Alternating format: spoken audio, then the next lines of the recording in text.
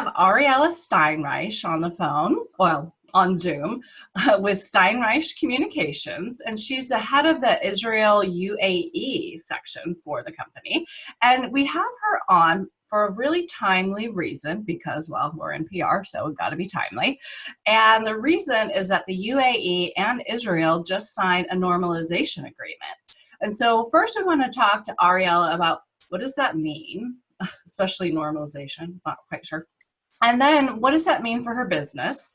And then what does that mean for her clients, and how will she help market her clients differently in each country? And then along the way, we'll hear all about her company, which is very interesting. They're headquartered in New York, but you have expertise in both areas, in Israel and possibly the UAE. I'm not totally Absolutely. understanding. And you'll talk about all that. So anyway, so first of all, just tell us about the normalization agreement. Well, thanks so much for having me today. I'm so excited to be here with all of you. The normalization agreement, basically in a nutshell, means that the UAE and Israel will now establish, like a form of diplomatic relations. It gets as basic as actually being able to call each other. They've never been able to call each other. Imagine Israel's country code is 972, the UAE is 971, and 971 and 972 have never really spoken before. So it gets as granular as that. For those of us in the PR industry, it gets as granular as you couldn't access certain websites, certain Israeli news publications when you were in the UAE or in Bahrain. So for those of you listening, obviously Bahrain has now announced the same thing. And of course, there's all different, types of legalities involved in the actual normalization. But for basic, for basic purposes, you can now do business, you can now travel. Emiratis were never able to go to Israel. That wasn't allowed there, and Israelis were never allowed into the Emirates on their Israeli passports. So it opens a whole new avenue of opportunity. Yeah, and who wouldn't want to go to Dubai, right? Absolutely. I do. I can tell you a lot of Israelis who want to do that. And by the way, I can tell you a lot of Emiratis who actually want to come to Israel, which is very interesting. Oh, that's kind of an honor. I feel like I'm Israeli, even though I'm not. I've only been there once, but I'm Israeli in my heart. And my son is totally Israeli. I can tell you what that means later, but he's never technically been there. But anyway, so now I digress, and now I forget. Okay, so the normalization agreement. So you explain what that means. Now, what does that mean for your business? So our business, we've been operating in both locations for quite some time. So my background, I've actually worked at some other PR firms before I came into my father actually owns our business here. And during that time, I worked in oil and gas. And naturally, if you work in oil and gas PR, you have some type of encounter with the Gulf. So I've been in the Gulf for nearly a decade at this point. When I moved from Burson over to here, I had this area of expertise that was still kind of niche in general in terms of the Gulf, because this was already about 7-8 years ago. And on top of that, we were already seeing a trend of Jewish businesses who wanted to do things in the Gulf, and they need somebody to kind of translate what they did to that audience.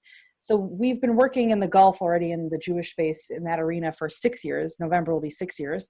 And so the only thing new here, we didn't create a new offering. We just created a new practice area to help Emirati businesses and Israeli businesses who had never communicated before.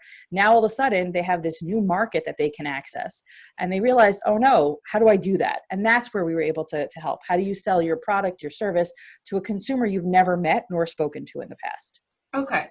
And so this might be a really obvious question, but I just want to clarify. So you mentioned that you've done business in the Gulf. So you've already had Emirati clients. Yes. Saudi, the Emirates, Bahrain, Qatar. Absolutely. That's so exciting. And so the difference here is that you'll be able to look at each client that you already have, or you're probably getting a lot of new clients, and looking to see, okay, so now how am I going to market each client in the different country that they're trying to do business in? I'll give you a couple of examples. One of the things Israelis are really excited about is access to a whole new luxury market. They have luxury goods in Israel, but to the point you mentioned earlier, there's nothing like luxury until you step into the UAE.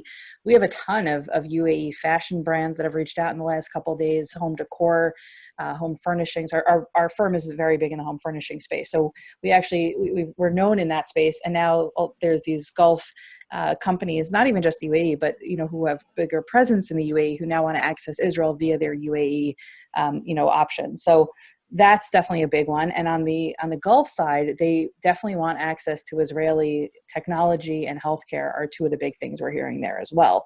But how do I kind of market my product to an audience that has looked at it differently, or maybe where there's a gap in the marketplace? Those are the types of things we're dealing with.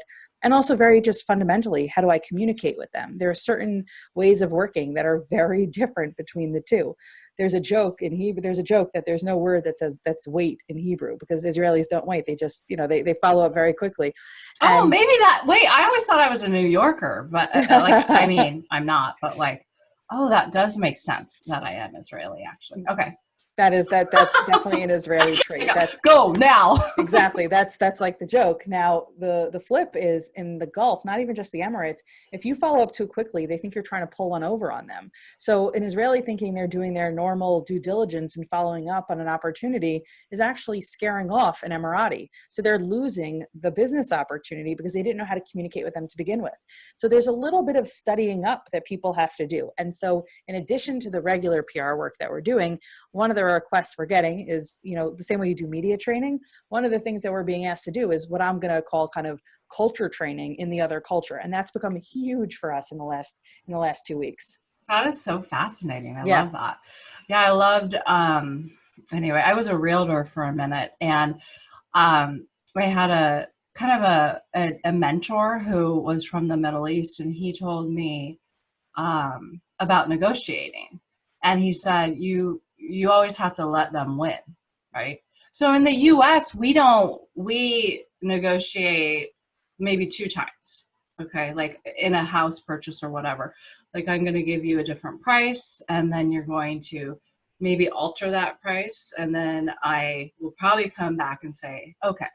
But he said in his culture, it's not like that. It's continuous, on, and they might keep going until they actually have some kind of they receive the yes if they're on the buying side.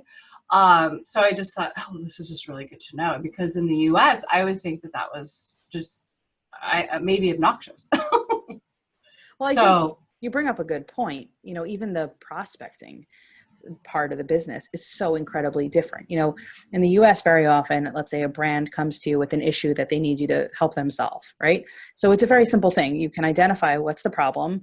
Ideally, on the PR side, you can identify what the solution is, right? What's the message? What's the way we have to go about it? What different tactics do we need to use in order to achieve that goal? And usually you can kind of lock in things very quickly. In the Gulf, it's like so normal to send something on a Monday and then wait to follow up until the following Monday. And then they get back to you the following Monday. Like, these could be multi-week processes. And by the way, that doesn't mean that this is less of a priority. They just move at their own speed.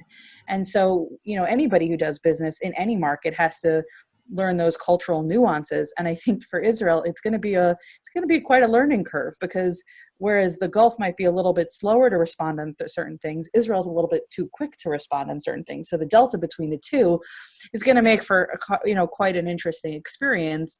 And remember that both of their governments have sold this normalization to their people as the economic opportunities that it's going to bring to you. So there's even a little bit more pressure to nail down these cultural nuances much quicker, because they want to get to that next stage.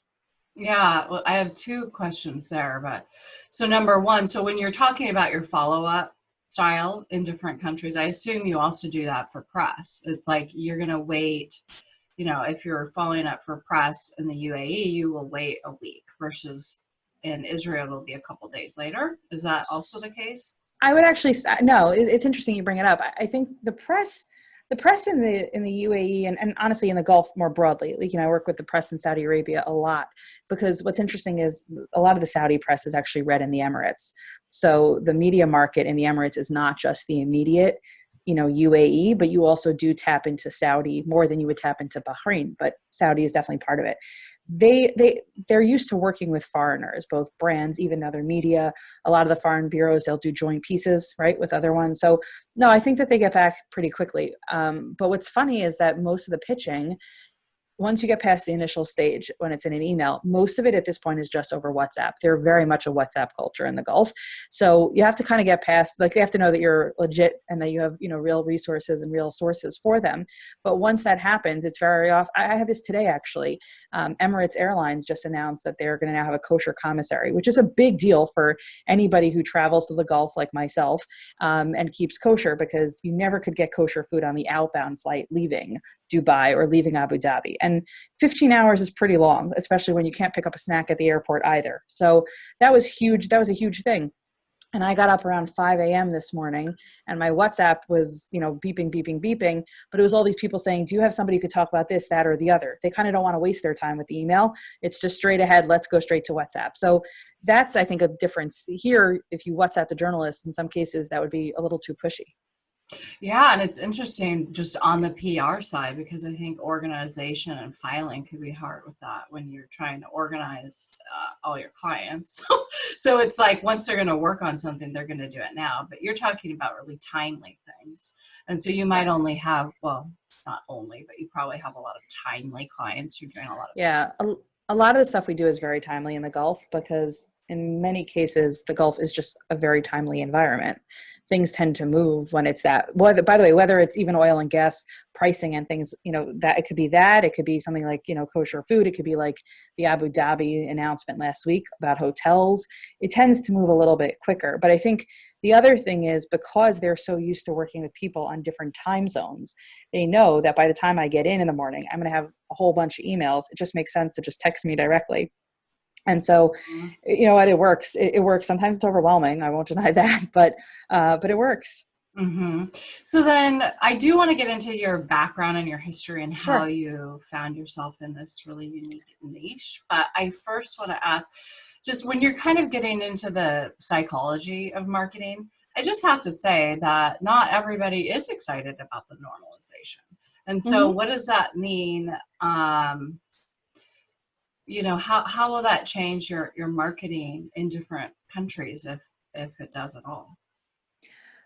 I will tell you, we've not heard from any businesses or clients anything but excitement about that. And that's on both sides, by the way. That's on the Emirates side, it's on the Bahrain side, it's on the Israel side. Even more, we're hearing from Saudi clients that they're hoping that this will happen to them soon. So I haven't encountered any naysayers on the business sense. Obviously, look, I watch Twitter like you watch Twitter. So, we all see all the different things that people are saying, but I've never heard the feedback directly.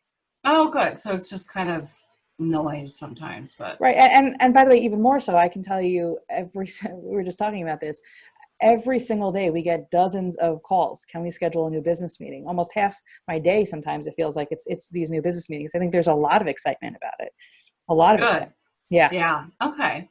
Yeah. When you read the media though, and all of this, it's like, well, this, that, and the other, and who knows, but anyway. But look, we're in the media, right? So we work with journalists enough to know that they need to have two sides to every story. So sometimes when I see that stuff, I remind myself they needed to have the pro and the con voice to it. It doesn't necessarily mean that everybody is that there's negative sentiment on the street. It just means that they had to find both ends of the argument, which I respect. Okay. Thank you. That's a good Yeah. point that my listeners, we sometimes need to hear, because I think actually everybody needs to hear this if they consume the news, in terms of both sides, because we can kind of get swayed. So tell me about your work history and what language are you fluent in? Wait, languages plural are you fluent in? That's a very popular question that I get asked. So my background is I did marketing and management in school, and then I did a specialty in PR. I've done internships throughout throughout all my college years, but also going like 11th grade into 12th grade, I had already started interning in PR firms. I did in-house. As we talked about, I work. My father has this firm, so I interned for him in high school, going to college, and I got different experiences. And then after school, I worked at a small PR firm in the city. I worked on 14 accounts, everything from asset management to higher education to graduate schools, everything in between. And I thought it was a great opportunity because, yes, it could be daunting to have 14 accounts, but it also gave me the opportunity to see which areas I really liked and which were just not my cup of tea. And then while I was there, Burson Marsteller reached out, and I moved over there, and I really had the time of my life. It was fantastic. And I worked on one of their big management consulting companies, as well as one of the banks that they work with, which was a lot of fun to work in that space. And in the management consulting area, I worked on everything, like we said, from oil and gas to supply chain to marketing to really everything in between. Oil and gas was really fun. It was just a really happening, market. It was a lot of PR work that could be done both at the national, at the regional, at the local media, trade media. And that's really where I kind of started to pick up the stuff in the Gulf. It was a little bit of pioneering because really, 8 years ago, the Gulf was not what it was today at all. And that's been one of the exciting parts of this whole process, is to see how the Gulf has matured in the last 10 years. They've really moved away from being so oil focused to now wanting to be part of more of a global marketplace. And so you see different types of businesses popping up all the time. They're much more open to different religions, different races, and everything in between. So it's been really exciting to see that. And then, like I said, when I moved here about 6 years ago, there was a real need starting stateside, more work in the Gulf, but also a lot of businesses that were Jewish owned that wanted to do stuff there, and they had their own concerns. What would it be like to be a Jew traveling there? How would that work? So they liked the idea that there was somebody who had done it and who could kind of mentor them and hold their hand through the process. And so that's what I've been doing really for the last 6 years, in addition to other work. I would do a lot of professional services and higher education here as well. And that's my practice area. We have home furnishings, we have fashion, we have a whole bunch of things, a bunch of fun things that go on here. And so now we're at this next stage where the Israelis and the Emiratis have the opportunity to work together. So I can harness my contacts, both at the government level, both at the media level, business, and bring everybody together and help. So we've seen a tremendous interest in the last couple of weeks. And more than that, we're seeing real interest from the media in telling stories about businesses and people they didn't talk to before. It's really opened up a whole new opportunity. And for companies, the opportunity during a COVID environment, which took away a lot of business, to now access a market that they never thought they would have access to, it's newfound land. It's amazing. Yeah, it's really exciting. Yeah. So did you ever live overseas, or? I didn't live overseas, but I've done, stints, a couple months stints and all over. All over. Yeah. And how often do you travel back pre-COVID?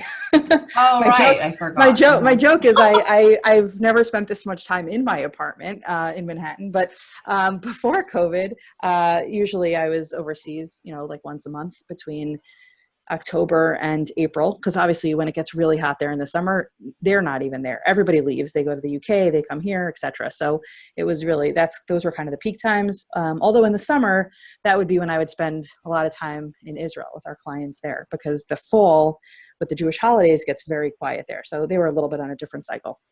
Oh, I guess that's good in a way. Yeah. So you can kind of balance. Yeah, but if you ever want to know what Tel Aviv is like in the heat of August, yeah, that's an experience.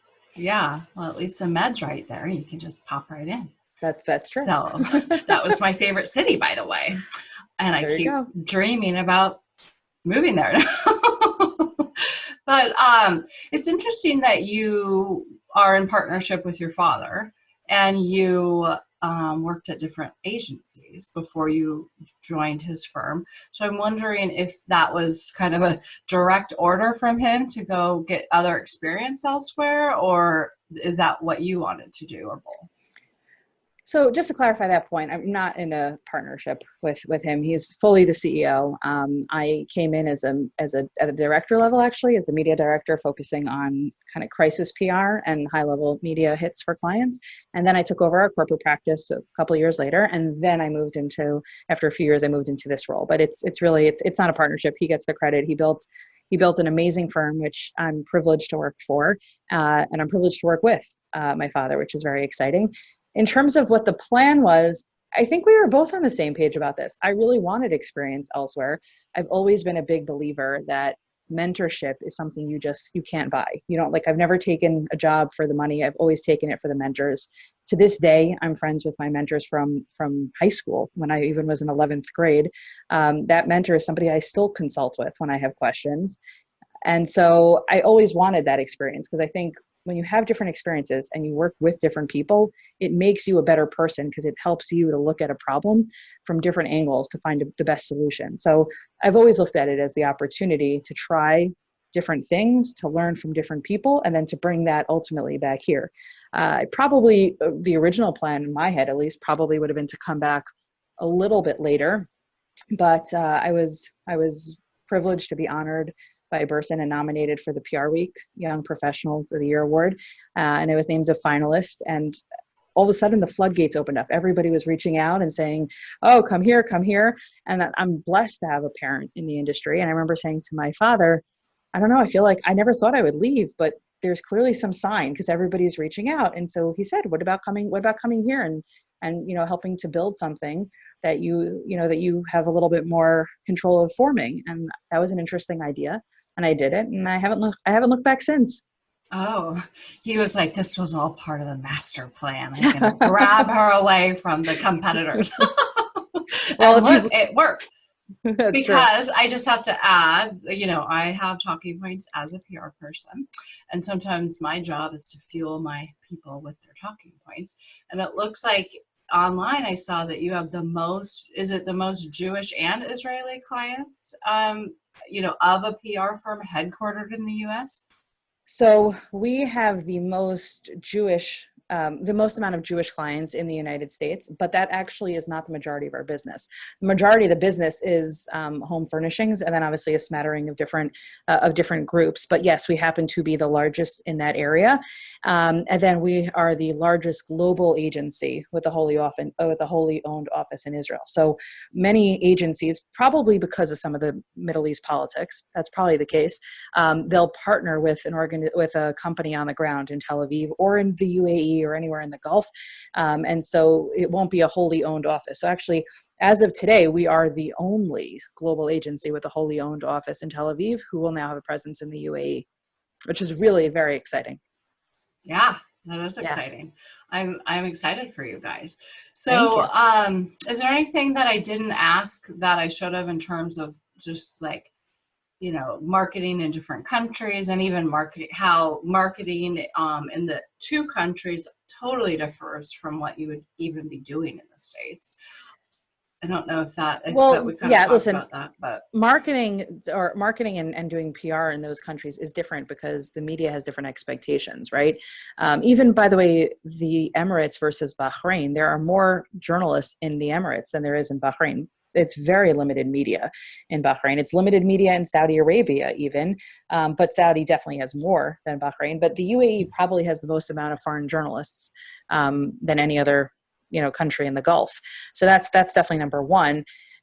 In terms of anything else I would add, if there's anybody listening to this who is an in-house marketer, there's a tremendous opportunity that you might not realize, which is as soon as you get your foot into one of the Gulf states and their market, and you're a trusted brand, you're a trusted voice, it is incredibly easy to then move to the other five. People don't realize that. They think of them, either as one monolithic body, which is so incorrect, or they think of them as six completely separate states, which is kind of also completely incorrect. They do things, I would say, in partnership. So if you right now go into the UAE, and we can help you in terms of penetrating that market, if you do that and you do it right, and your name is a trusted name in the media and amongst peers, it will be very easy for you to then try to open up shop in Bahrain, for you to then go into Saudi, for you then to go into Oman, to Qatar, to Kuwait. So it's an amazing opportunity if you take the right strategy and the right approach. I'm just going to plug my computer in for a second. Hang on just a sec. Nope.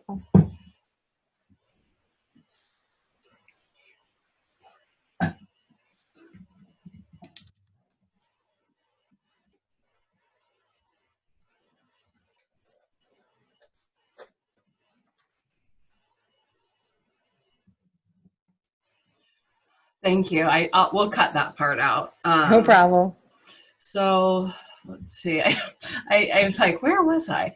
So that was really good. Is there anything else that I'll cut Yeah, you'll this play part around out, with it. but Yeah. is there anything else? That was an amazing tip, by the way. Anything else Thank that you. you want to, that I didn't ask that I should have? Yeah, the other thing is you need to study the market that you're going into. A lot of times those of us who work primarily in the States, we just, all parts of America are pretty much the same, right? It doesn't really, if you market to somebody in Florida, aside from weather, it's not going to be that different than New York. It's so different though when you're talking about the Middle East. So anybody who's going, whether you're coming from the States trying to go into one of those markets, whether you're in one of the Gulf states going into Israel or Israel into one of the Gulf states, it's so important that you really read up and make sure you understand the approach you need to take. You're not going to necessarily get a second approach, right? We know that people always, everybody has first impressions, and those tend to be the lasting ones. So it's really important. Do your homework. Don't just assume that the same way you pitched a company in New York City is how you're going to pitch a company in the UAE. There are nuances. And if you don't do your homework, it's going to unfortunately reflect in the success that you have in terms of pitching and landing that client. Yeah. Okay. So, because you could look at that two ways. You're talking to PR people right now to study the market, but then absolutely, if you're talking about opening up a business in other locations, study the market. Yeah. I'll give you a great So, example. I just had a call today, actually, from somebody who's looking to move into the UAE market, and they're in real estate. And I said to them, you really need to study up on the situation in Dubai on real estate, because they have an issue. They've overbuilt. And so they have less demand for the amount of supply that they have. So you can't just go in and assume you know how to sell, we don't know how to sell real estate here and assume it's going to be the same way. They have real issues there that you have to address. And if you want to be taken seriously, you need to do your homework and write thought leadership pieces that show the marketplace that you understand their opportunities and their challenges. and then from the PR side, if you don't study the market, are you kind of saying, like, study the market, meaning study the press and figure out what you're going to announce? And you did say if you kind of don't do it right, you might not get another shot. Does that mean if we come out with a whole new story in the Gulf that doesn't relate to the failed attempt? So Are you saying that maybe we wouldn't have another shot? Or I was actually referring that part in terms of if you want to get new business in the Gulf. Okay. In terms of the media, no, I think in many ways the media is very similar. You have to understand beats are different there. They're definitely a little bit different. And you also have to understand what some of the press is going through. I'll give you a great example. The big daily in the UAE is called the Khalij Times. Today was, and I don't know when this is going to air, but September 17th, they just put out a massive multi-page spread wishing a Shana Tova, which is a Rosh Hashanah greeting to the Jews in the Gulf. That is massive. That a paper in an Arab country would do something like that. And it's incredible. And I know the Saudi paper is about to do something big for Rosh Hashanah tomorrow as well. So the point is you have to study them and see the maturation process that the whole country is going through, depending on which country you're looking at. So in terms of the business maturity, in terms of the press and where where they were versus, where they are today, I'm telling you, everybody I know who does business here was pleasantly surprised when they saw a special section on Rosh Hashanah in the Khalij Times today. It blew people's minds. It's all over Twitter. Everybody's talking about it. And I think that on the media front, no, you absolutely have the opportunity to repackage a story, choose a different spokesperson, the same way you would do that here. Not every pitch works when you pitch it in New York. That's not any different. I mean, more in terms of when you want to do business deals with other people there. Okay, so that makes sense, and that's also comforting to PR people. Absolutely. Kind of a really basic question for PR people. When you get your contacts, are you using like Cision, or how do you figure all that out when you're not on the same coast? So I have yet to see one of these media databases that's excelling at it. I'll say it like that. There are definitely some that have more than others. I would say that those are probably not the parts that are updated most frequently. You mean the international ones? The international ones, or especially the Gulf. I just had a conversation with the media service we use, and they said, no, we have 240 journalists that are listed in that location. And I said, of those 240, I can tell you for a fact, 13 of them are not even in the country anymore. So it's definitely not the quickest that's updated. A lot of it is really personal connections. I can't tell you how many times I've gone to like say the Saudi bureau chief of a publication and said, do you have anybody based in, in Abu Dhabi who I could connect with on this? Or sometimes it happens somebody's out of the office, so they have coverage in another location. It's a lot of it is really word of mouth. And even take this week, we work with a lot of clients who are involved in both the UAE Israel deal and the Bahrain Israel deal. And a lot of times what happens is I would just getting WhatsApp saying, I got your name from X. Can you connect me with such and such? So a lot of it is really is networking. And I do a lot of networking amongst the press when I'm there. A lot of it. I'm not there at the moment full time. So when I'm there, I make the most of it. Okay. So you actually network with the press there, like in person? Well, the same way I would do that here in New York if we weren't in COVID, right? Like, going for coffee, meeting for lunch, that it's that kind of thing. Okay. Also, a lot of the spaces that we work in, there's kind of limited experts available in that area. So and they're smaller bureaus. So what tends to happen is that they'll tell their colleague, oh, you should reach out to Ariella. So I'll get something. A journalist reach out and I don't have a source for them, but I know somebody else. I know another company who does this. So I just reached out and I said, hey, can I help to connect you? So, and that's been great. Also, that's how we've gotten some new business as well. So there's definitely a lot of sharing is caring over there. It's not as cutthroat in terms of, I've even had different outlets share my information with each other, which I've never heard of here. So. Wow. Okay. Yeah. I haven't heard of that here, but I have heard of, it works the same way over, and I'm on the West Coast. So we do we do a lot of PR out of the West Coast, but like the hubs, the headquarters are on the West Coast for our clients. Sure. And it is like that. It's like, I'm going to pass your name along because you do handle real estate. I'll pass that on internally, but not out to other sources. So there's a sense of camaraderie though. There's foreign media that are in places that there are not a lot of foreigners, right? Like in Saudi Arabia, there is probably, let's say, a couple dozen foreign journalists. So they all know each other because, they're writing it. There's even language, right? Barriers. Of course they speak Arabic, but it's a little bit more friendly, I think, amongst journalists there. And so I get that all the time. I've had that before with different wire services sharing my name with each other. If they know that you have a source who can help them with a story there and everybody's covering this big story that's about to break, it's, they're happy to share it.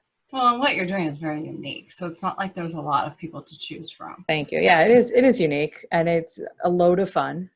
And to this day, I think it's probably one of the best, it's probably one of the best things I've done in my career.